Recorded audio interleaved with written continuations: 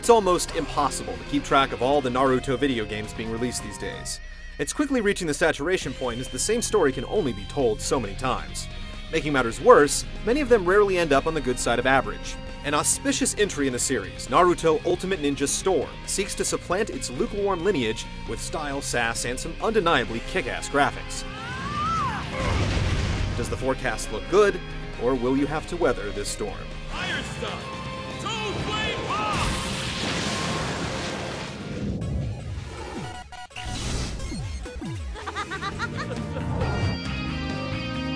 Ultimate Ninja Storm covers a whopping 135 episodes of the anime series before its credits roll. This fencing sets up the Tangerine Trickster's tale right up to the Sasuke retrieval arc.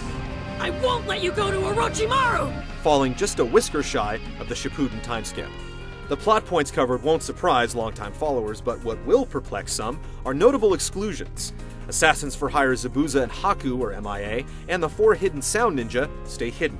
Even some of Konoha's regulars sit out of the fight, dwindling down the total character appearances to a paltry 25, not even half of the rosters from the PS2 releases.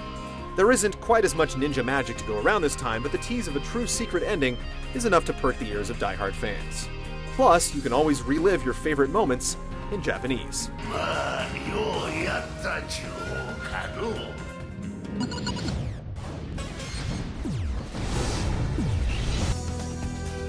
Like Ultimate Ninja 3 and Rise of a Ninja before it, Storm drops players under the verdant canopies of Konoha Village, an open-world hub suitable for some quest-taking, scroll collecting, and treasure finding when the opportunity presents itself.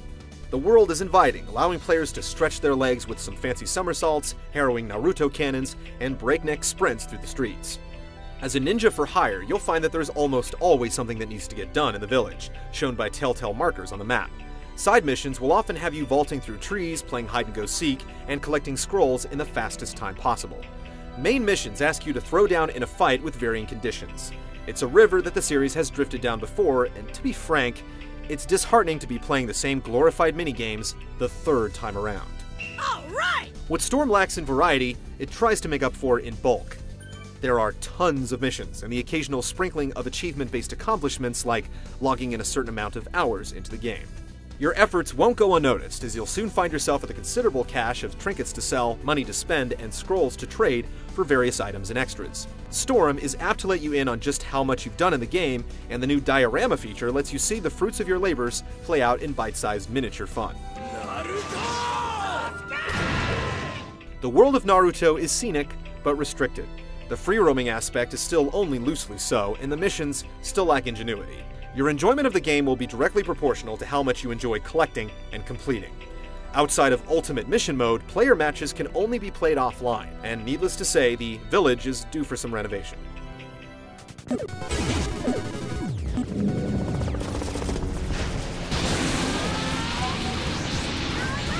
Naruto has always found more answers with his fists than his wits, and combat is the primary focus here. It's a deadly tango of shurikens and special moves, with the occasional ultimate ninjutsu peppered in for good measure. Storm retains a familiar set of fighting features, some good, some bad. Good are the substitution jutsus, split-second maneuvers that answer aggression with a poof of smoke. Bad are the combos, which could still use a bit more depth than circle, circle, circle, down plus circle. You get the idea. The giant boss battles of Ultimate Ninja 3 also return, bolstered by some God of War-style QuickTime events during the more cinematic moments of the fight.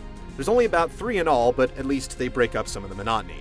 And then there are the new additions, which include a questionable new camera angle, character assists a la Marvel vs. Capcom 2, and Awakening Mode, which, as the name implies, gives your character's true potential a stiff nudge and a corresponding transformation. Rack up the combos, and you'll even enter Storm Mode, setting your character ablaze to get your Samurai Showdown on. Just like its ilk, Storm's easy to play and even easier to master. It's great for young ninjas, but not so much for the older crowd. The game sometimes sparkles with opportune substitution jutsus and well-timed assists, but for the most part, Storm's still playing with the same rusted tools. How shall I